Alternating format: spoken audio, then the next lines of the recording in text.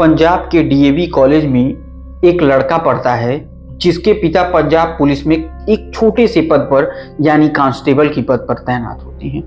उनका ये सपना था कि मेरा बेटा पढ़ेगा लिखेगा और एक दिन पूरे पंजाब में नाम रोशन करेगा और वो आईएएस बनेगा, ताकि गांव घर परिवार सबका नाम रोशन करेगा।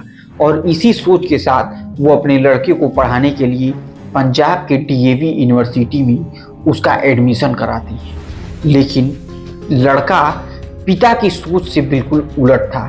पिता उसे आईएएस बनाना चाहते थे तो लड़का अंडरवर्ल्ड का बेताज बादशाह यानी डॉन बनना चाहता था। और लड़के की सोच भी डॉन की तरह थी और धीरे धीरे करतूतें भी डॉन की तरह ही होती जा रही थी। पिता ये सोच नहीं पाता था कि उसका लड़का किस तरीके से आगे बढ़ेगा, क्या करेगा, कौन सा सब्जेक्ट चुनेगा, ये सब सोचकर पिता परेशान था। उधर लड़का जबरन वसूली का काम करता था, चोरी छिनैती का काम करता था और धीरे धीरे वो अपने जुर्म के दुनिया के वर्चस्व को बढ़ाने में लगा हुआ था।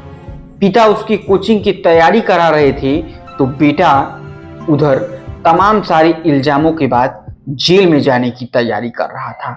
और इसी तरीके से पिता की सोच से ठीक उलट ये लड़का होता चला जा रहा था और आखिरकार ये लड़का सीधे अब जेल जाना पड़ता है। और उसी जेल में उसका एक कुख्यात गैंगस्टर, जिसे पूर्वांचल का शेर कहा जाता है, जिसका नाम था मुख्तार अंसारी, उसी मुख्तार अंसारी के गुर्गे से मिलता है। और उसके बाद उसने जो कदम रखा पूरे अंडरवर्ल्ड की दुनिया में, पूरे भारत में, यूं कहिए कि 5 राज्यों में 700 शूटर उसके काम करते हैं। और पूरे भारत सहित पूरी दुनिया में जिस तरीके से उसका वर्चस्व है, शायद ही किसी डॉन का इस समय ऐसा वर्चस्व होगा। नमस्कार दोस्तों, मेरा नाम आर्यन मिश्रा और जुर्म के वर्चस्व की कहानी में आज की कहानी बेहद चौंकाने वाली और बेहद खतरनाक होगी, क्योंकि ये बात बेहद ही कम लोगों को पता है कि मुख्तार अंसारी ने ही लॉरेंस बिश्नोई को अंडरवर्ल्ड का डॉन बनाया। कैसे बनाया, क्या थी पूरी कहानी, ये कहानी के अंत तक जरूर सुनिएगा। और अगर आप चैनल पर नए हैं तो कृपया चैनल को सब्सक्राइब, वीडियो को लाइक और वीडियो को ज़्यादा से ज़्यादा शेयर जरूर कीजिएगा। तो देर न करते हुए दोस्तों हम सीधे कहानी पर ही आते हैं। दरअसल दोस्तों हम बात करें लॉरेंस बिश्नोई की। लॉरेंस बिश्नोई की कहानी ये है कि 2010 में जब लॉरेंस बिश्नोई डीएवी कॉलेज का छात्र रहा करते थे तो उस समय उनके ऊपर तमाम छोटे मोटे मामले दर्ज हुआ करते थे, क्योंकि वो अब यहीं से अंडरवर्ल्ड में कदम रखना चाहते थे।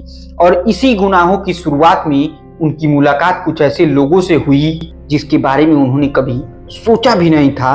और एक दिन मुकदमों की जब लिस्टें तैयार होने लगी तो आखिरकार लॉरेंस बिश्नोई के ऊपर कुछ इस तरीके के मुकदमे होते थे: हत्या का प्रयास, जबरन जमीनों पर कब्जा, मारपीट, डकैती, इस तरीके के तमाम सारे मामले धीरे धीरे बढ़ते चले गए और लॉरेंस बिश्नोई अंडरवर्ल्ड का एक कुख्यात डॉन बनता चला गया।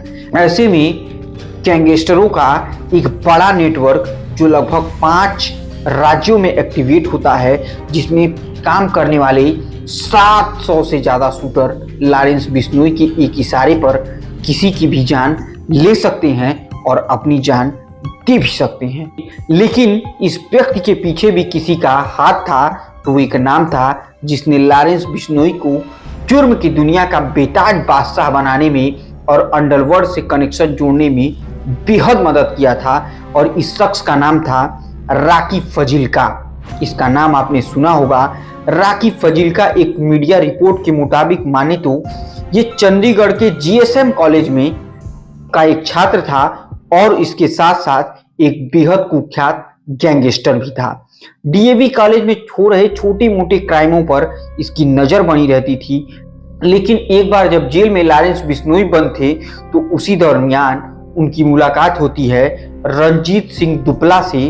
और रणजीत सिंह दुपला के जरिए लॉरेंस बिश्नोई की मुलाकात फजील्का से होती है। और फजील्का वो गैंगस्टर था जो पूर्वी यूपी की एक माने जाने गैंगस्टर कहे जाने वाली वह कुख्यात डॉन मुख्तार अंसारी के लिए काम किया करता था। जेल में लगातार आने जाने के दौरान ही फजीलिका ने लॉरेंस को एक अच्छी खासी जानकारी प्रदान करना शुरू कर दी और अपने साथ मिलाने का भी फैसला ले लिया। और इसके बाद यहीं से धीरे धीरे लॉरेंस बिश्नोई की करीबियां उससे बढ़ने लगी और फजीलिका ने उसे जुर्म की हर जगह पर बेधड़क चलना सिखाया। यूं कह लीजिए कि जुर्म की किस तौर तरीकों से अंडरवर्ल्ड का बेताज बादशाह बनना है, वो सारी जानकारी अगर लॉरेंस बिश्नोई को किसी ने दिया तो फजीलिका ने दिया। और लॉरेंस बिश्नोई को गैंगस्टर के तौर पर तैयार भी अगर किसी ने किया तो फजीलिका ने ही किया। इसी दरमियान 1971 में जन्मे फिरोजपुर जिले में राकी फजीलिका को प्रयागराज के एक बिजनेसमैन होते हैं जिनका नाम होता है नंदकिशोर रुंगटा, और इनके अपहरण व हत्या के मामले में आरोपी भी बनाया जाता है। लेकिन इस व्यक्ति ने कुछ इस तरीके से दिमाग लगाया था कि सबूतों के अभाव में इन्हें छोड़ देना पड़ता है कोर्ट को, क्योंकि कोई सबूत ही नहीं मिल पाता कि इसमें राकी फजीलिका शामिल था या नहीं था। ठीक इसी प्रकार एक और मामला सामने आता है जो बेंगलुरु के एक और बड़े बिजनेसमैन होते हैं निर्मल कुमार जयपुरिया। इनके भी अपहरण के मामले में नाम तो एक सामने आता है, वो नाम होता है राकी फजीलिका का। लेकिन सेम इसी तरीके से घटना घटती है, ना पुलिस के सामने, ना पुलिस के पास कोई सबूत होता है, ना कोई गवाह होता है, और आखिरकार फजीलिका को इसमें भी छोड़ दिया जाता है। लेकिन राकी फजीलिका अभी यहीं नहीं रुकते हैं और अपना हाथ सन 2012 में विधानसभा चुनाव पंजाब में आजमाते हैं। लेकिन भाजपा के सुरजीत ज्ञानी नाम के उम्मीदवार के खिलाफ जब ये निर्दलीय उठते हैं तो उन्हें बेहद ही भारी मतों से हार का सामना करना पड़ता है। लेकिन 1996 से लेकर 2016 तक राकी फजीलिका के ऊपर हत्या का प्रयास, अपहरण, साजिश करना, अपराधों की कुल मामलों की अगर बात करें तो 22 ऐसे मामले जो दर्ज थे। 30 अप्रैल 2016 को जब राकी फजीलिका अपने दोस्त रामपाल और सुरक्षा कर्मियों के साथ हिमाचल प्रदेश के जा रहे थे, जब वो चंडीगढ़ से निकलते हैं तो उसी दरमियान रास्ते में उनके ऊपर एक हमला होता है और उसी हमले में जब तक राकी को ले जाकर हॉस्पिटल में भर्ती कराया जाए उससे पहले उसकी मौत हो जाती है।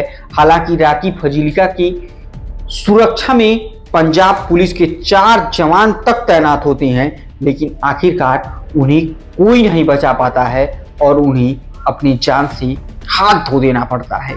इसी दरमियान दोस्तों, अगर एक नाम अभी भी चर्चे का विषय है और यूं कह लीजिए कि जुर्म की दुनिया का एक बेताज बादशाह बना हुआ है, वो नाम है लॉरेंस बिश्नोई का। आज लॉरेंस बिश्नोई की सनसनीखेज मामलों से जुड़े कई मामले हैं जिनकी मैं गिनती कराऊं तो शायद वो कम पड़ जाएंगे, जैसे सलमान खान को धमकी देना, सिद्धू मूसेवाला की हत्या करना, सुखदुल सिंह की हत्या करना, सुखदेव सिंह कोमड़ी की हत्या करना, और अभी हाल ही में एक हत्याकांड हुआ बाबा सिद्दीकी मर्डर केस। इस तरीके की तमाम ऐसी हत्याएं जिसमें बार बार एक ही नाम सामने आता है और वो है लॉरेंस बिश्नोई का नाम। लॉरेंस बिश्नोई का नाम ऐसा नाम है जो सामने आते ही अच्छे अच्छे लोगों को एक बार सोच में जरूर डाल देता है। वही बात करें लॉरेंस बिश्नोई के बेहद करीबी कहे जाने वाले संपत नेहरा को, तो उन्होंने 2018 में सलमान खान के ऊपर हमला करने की पूरी साजिश बना ली थी। हालांकि उन्हें इस पूरी साजिश में कामयाबी तो नहीं मिलती है, लेकिन यकीन मानिए दोस्तों, अगर एक मौका लग जाएगा तो कभी भी किसी भी वक्त ये पूरी लॉरेंस बिश्नोई की टीम सलमान खान पर भी हमला करने से नहीं चूकेगी। लेकिन वहीं सलमान खान की भी बात करें तो उनके पास कार्ड से लेकर ऐसी ऐसी सुरक्षा व्यवस्था है कि ये बिल्कुल आसान बात और मजाक तो बिल्कुल ही नहीं है, क्योंकि सलमान खान भी एक बहुत बड़े सुपरस्टार हैं और शायद उन्हें मारना कोई बच्चों का खेल भी नहीं है। बावजूद उसके भी इन सारी बातों को जानकारी रहते हुए लॉरेंस बिश्नोई ने उनके बेहद करीबी बाबा सिद्दीकी को मार दिया, उनके घर पर हमला करा दिया। इससे ज़्यादा अब आप क्या कह सकते हैं कि कब कौन सी गोली किसे छू जाए ये आप खुद तय करिएगा। और कमेंट के माध्यम से आप जरूर बताइएगा कि लॉरेंस बिश्नोई का पलड़ा भारी है या सलमान खान का पलड़ा भारी है, ये आपको बताना है।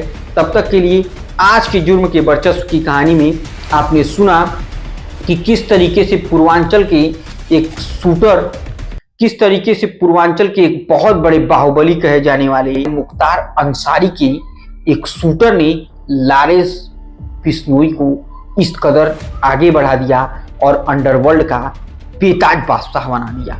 ये पूरी कहानी आपने सुना। तब तक के लिए मुझे दीजिए इजाजत। ये पूरी कहानी आपने सुना दोस्तों। तो अगर आप चैनल पर नए हैं तो कृपया चैनल को सब्सक्राइब, वीडियो को लाइक और वीडियो को ज़्यादा से ज़्यादा शेयर कीजिए। तब तक के लिए मुझे दीजिए इजाजत। जय हिंद, जय भारत।